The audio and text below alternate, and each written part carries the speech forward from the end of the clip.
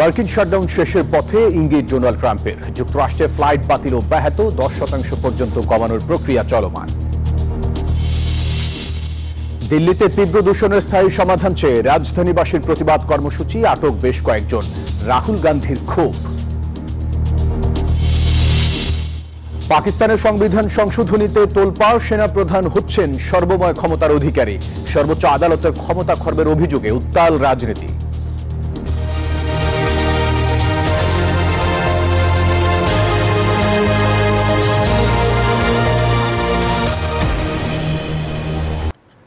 স্বাগত news 24 global টাইমে। দর্শক, বিশ্বের নানা প্রান্তের খবর নিয়ে আপনাদের সাথে আছি আমি ফয়সাল মাহমুদ। দেখছিলেন সংবাদ শিরোনামগুলি।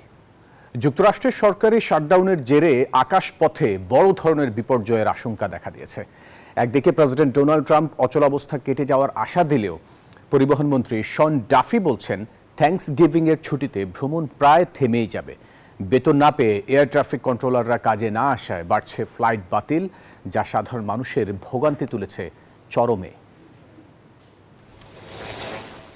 অবশেষে যুক্তরাষ্ট্রে দীর্ঘ 40 দিন ধরে চলা সরকারি শাটডাউন শেষ হওয়ার আশা জাগালেন মার্কিন প্রেসিডেন্ট ডোনাল্ড ট্রাম্প। রোববার বললেন, এই অচলাবস্থা এখন শেষের খুব কাছাকাছি। তবে প্রেসিডেন্টের এই আশার সঙ্গে এখনো মিলছে না বাস্তব চিত্র। মার্কিন পরিবহন মন্ত্রী শন ডাফি সতর্ক করেছেন, থ্যাঙ্কসগিভিং এর ছুটির আগে আকাশপথে চলাচল বলতে গেলে বন্ধই হয়ে যাবে। বেতন না পাওয়ায় এয়ার ট্রাফিক কন্ট্রোলাররা কাজে যোগ দিচ্ছেন না, আর এতেই আরও গভীর হচ্ছে সংকট। আমার মনে হচ্ছে থ্যাঙ্কসগিভিং ভ্রমণের ঠিক আগে আকাশপথে চলাচল একেবারে কমে আসবে। মানুষ যখন পরিবারের সঙ্গে ছুটি কাটাতে যেতে চাইবে, তখন হাজার হাজার ফ্লাইট বাতিল হওয়ায় ব্যাপক বিশৃঙ্খলা তৈরি হবে। পরিস্থিতি সামাল দিতে দেশের প্রধান বিমানবন্দরগুলোতে ফ্লাইট সংখ্যা কমানোর নির্দেশ দিয়েছে বিমান চলাচল কর্তৃপক্ষ। এরই মধ্যে রোববার একদিনেই বাতিল হয়েছে 1700টির বেশি ফ্লাইট এবং বিলম্বিত হয়েছে প্রায় 5000। আটলান্টা ও নিউ ইয়র্ক বিমানবন্দরের পরিস্থিতি সবচেয়ে খারাপ। আমি চাই না এই শাটডাউন চলুক। ছুটির সময়ে আমাদের এই মানুষগুলোকে খুব দরকার, যাতে আমরা ভালোভাবে ছুটি কাটাতে পারি। এয়ার ট্রাফিক কন্ট্রোলারদের আমাদের সত্যি প্রয়োজন। সব মিলিয়ে রাজনৈতিক এই অচলাবস্থার কারণে ছুটির মৌসুমে সাধারণ মানুষের ভোগান্তি কোথায় গিয়ে দাঁড়াবে তা নিয়ে বাড়ছে উদ্বেগ। নিবির আমিন, নিউজ 24। দূষণে অতিষ্ঠ ভারতের রাজধানী দিল্লির মানুষ। প্রতিবাদে রোববার দিল্লি গেটের সামনে বিক্ষোভ করেন স্থানীয়রা। দাবি জানান শহরটিতে বায়ু দূষণ কমাতে জরুরি ভিত্তিতে সরকারকে পদক্ষেপ নেয়ার। তবে বিক্ষোভ দমাতে বেশ কয়েকজনকে আটক করায় পুলিশ। এতে ক্ষোভ ঝাড়েন রাহুল গান্ধী। ধরপাকড় না করে দিল্লির দূষণ কমানোর উদ্যোগ নিতে কেন্দ্রীয় সরকারের প্রতি আহ্বান জানান তিনি। কারো হাতে নিঃশ্বাসী বিষ লেখার ব্যানার, কেউ কেউ আবার দিচ্ছেন বিশুদ্ধ বাতাস আমাদের অধিকার এই স্লোগান। দিল্লি গেটের সামনে এমন বিরল প্রতিবাদে নামেন শহরটির বাসিন্দারা। তাদের মূল দাবি, কেন্দ্রীয় সরকার যেন অবিলম্বে দেশটির রাজধানীতে দূষণ নিয়ন্ত্রণের জন্য কার্যকর নীতি গ্রহণ করে। আমাদের একটাই সমস্যা, আর তা হচ্ছে বিশুদ্ধ বাতাসের অভাব। অনেক বছর ধরে এই সমস্যা চলছে, কিন্তু কোনো ব্যবস্থাই নেওয়া হয়নি। প্রায় আধা ঘন্টার এই প্রতিবাদ কর্মসূচির উপরও চড়াও হয় পুলিশ। আটক করে বেশ কয়েকজনকে। পুলিশের দাবি, প্রতিবাদকারীরা প্রশাসনের পূর্ব অনুমতি ছাড়া এখানে জড়ো হয়েছেন। এই ঘটনার তীব্র প্রতিবাদ জানিয়েছেন কংগ্রেস নেতা রাহুল গান্ধী। এক পোস্টে তিনি বলেন, বিশুদ্ধ বাতাস পাওয়া তাদের মৌলিক অধিকার। শান্তিপূর্ণ কর্মসূচিতে বাধা না দিয়ে দিল্লির দূষণ কমাতে কেন্দ্রীয় সরকারকে মনোযোগী হওয়ার আহ্বান জানান তিনি। দিল্লিতে প্রতি বছর শীতকালে ঠান্ডা ও ভারী বাতাসে নির্মাণ কাজের ধুলা, গাড়ির কালো ধোঁয়া এবং পুরানো ফসলের ধোঁয়া মিলে ঘন কুয়াশা বা ধোঁয়াশার সৃষ্টি করে, যা মানুষের শ্বাসজনিত রোগ সৃষ্টি করে। গেল দিনও দিল্লির এয়ার কোয়ালিটি ইন্ডেক্স বা বায়ুর মান সূচক ছিল 345, যা খুবই খারাপ হিসেবে চিহ্নিত। আসমা তুলি, নিউজ 24। পাকিস্তানের ক্ষমতার ভর কেন্দ্রেই কি বদলে যাচ্ছে? এক বিলের মাধ্যমে সেনাপ্রধানকে দেয়া হচ্ছে 3 বাহিনীর নিরঙ্কুশ ক্ষমতা, আর অন্যদিকে খর্ব করা হচ্ছে সুপ্রিম কোর্টের কর্তৃত্ব। প্রস্তাবিত 27তম সংবিধান সংশোধনী ঘিরে উত্তাল হয়ে উঠেছে দেশটির রাজনীতি। একদিকে ক্ষমতাধর সামরিক বাহিনী, অন্যদিকে দুর্বল বিচার বিভাগ। এই সমীকরণ নিয়েই তৈরি হয়েছে তীব্র বিতর্ক।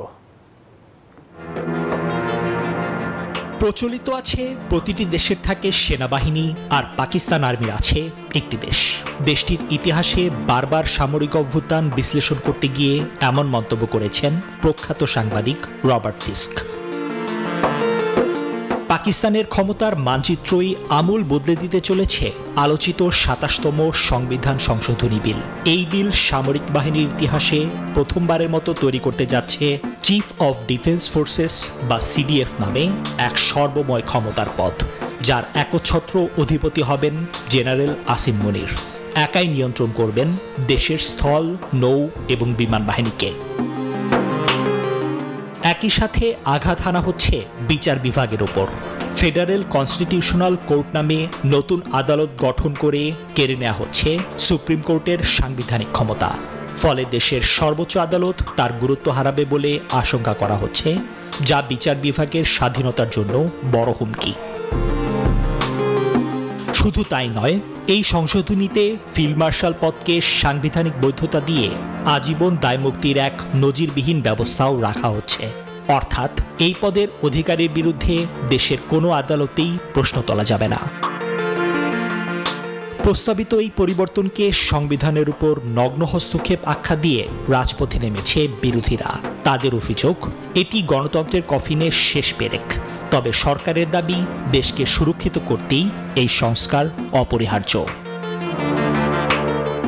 নিবির আমিন, নিউজ 24। আবারও শক্তিশালী ঘূর্ণিঝড়ের কবলে ফিলিপাইন। রোববার সুপার টাইফুন ফাংওয়ং এর আঘাতে দেশটিতে 2 জনের মৃত্যু হয়েছে। নিরাপদ আশ্রয়ে সরিয়ে নেওয়া হয়েছে প্রায় 10 লাখ মানুষকে।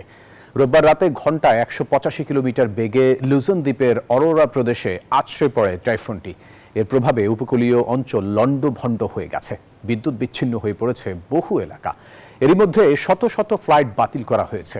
রাষ্ট্রীয় জরুরি অবস্থা জারি করেছে দেশটির সরকার। কিছুদিন আগেই আরেকটি শক্তিশালী টাইফুন কালমায়েগিতে ফিলিপাইনে ব্যাপক ক্ষয়ক্ষতি হয়। প্রাণহানি হয়েছিল 2 শতাধিক মানুষের।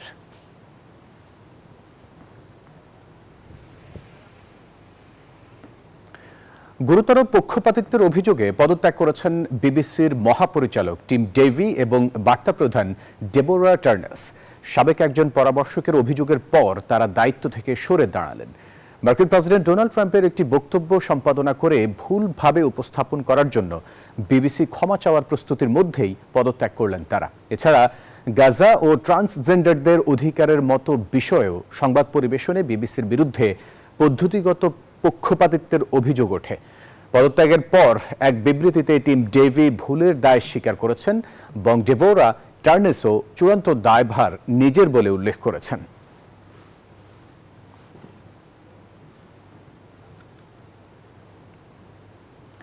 ব্রাজিলের অ্যামাজন বনের পাশে বেলেম শহরে অনুষ্ঠিত হচ্ছে জাতিসংঘের জলবায়ু শীর্ষ সম্মেলন COP30।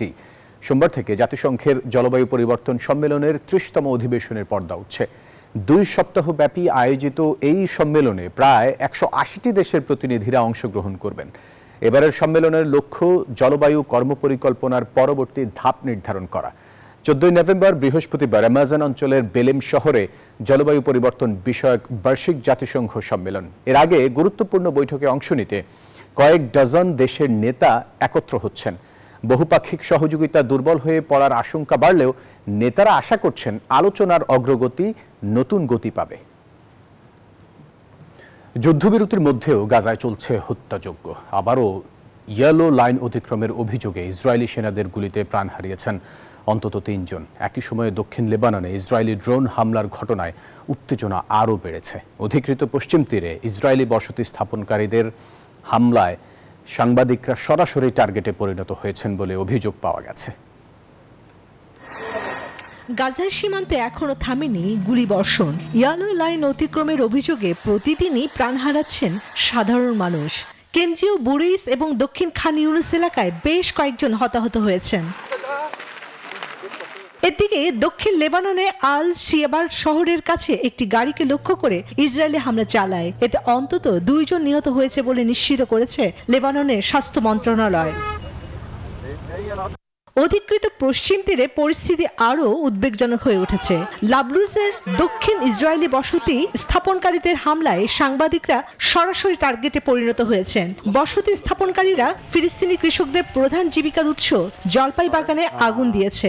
এছাড়া লাবলুজের কাছে বেইটা গ্রামে সাংবাদিক, কৃষক এবং অধিকার কর্মীদের উপর সংঘবদ্ধভাবে হামলা চালিয়েছে অবৈধ দখলদারেরা।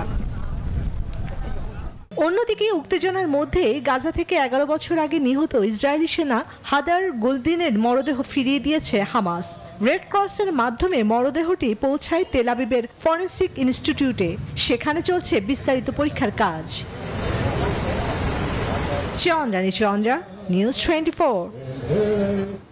টাইম মেশিনে চড়ে নয়, গ্লাসে চুমুক দিয়েই 5000 বছর অতীতে যাওয়ার সুযোগ এখন মাদ্রিদে। স্পেনের গবেষক ও এক ব্রিউয়ারের যুগলবন্দিতে পুনর্জন্ম নিয়েছে প্রাচীন সুমেরীয় বিয়ার হুমবাবা।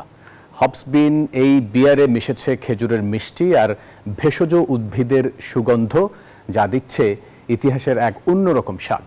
এর পেছনের গল্প এবং স্বাদ সত্যি অবাক করার মতো। স্পেনের মাদ্রিদের লা কানিবেল পানশালা এখন এক টাইম মেশিন। এরা প্রত্নতাত্ত্বিক গবেষণার উপর ভিত্তি করে তৈরি করেছে 5000 বছরের পুরনো সুমেরীয় বিয়ার, যার নাম হুমবাবা। আধুনিক বিয়ারের তেতোস্বাদের হবস এতে নেই, কারণ সুমেরীয়রা এর ব্যবহারই জানত না। এই দারুণ কাজের পেছনে আছেন গবেষক বারবারা বোয়েক। অনেক খোঁজাখুঁজির পর তিনি একটি প্রাচীন লেখা খুঁজে পান, যেখানে বিয়ার তৈরির এক গোপন পদ্ধতির কথা বলা ছিল। সেই লেখা থেকেই ব্রিউয়ার লুইস ভিদা এই ঐতিহাসিক বিয়ারটি তৈরি করেছেন। প্রাচীন এক লেখায় বিয়ার তৈরির পদ্ধতির কথা বলা থাকলেও কি কি সুগন্ধি মেশানো হতো তা ছিল এক রহস্য। অবশেষে আমি সেই তালিকার খোঁজ পাই, আর তাতেই আমাদের কাজটা অনেক সহজ হয়ে যায়। আর এর ফলাফল আজকের দিনের বিয়ারের মতো তেতো নয়, বরং বেশ সুগন্ধি আর মিষ্টি। যারা এটি পান করেছেন তাদের মতে এক চুমুকেই যেন হারিয়ে যাওয়া যায় মেসোপটেমিয়ার হারানো ইতিহাসে। নিবির আমিন, নিউজ 24। দর্শক, এই ছিল গ্লোবাল টাইমের এখনকার আয়োজনে। এতক্ষণ সাথে থাকার জন্য ধন্যবাদ সবাইকে।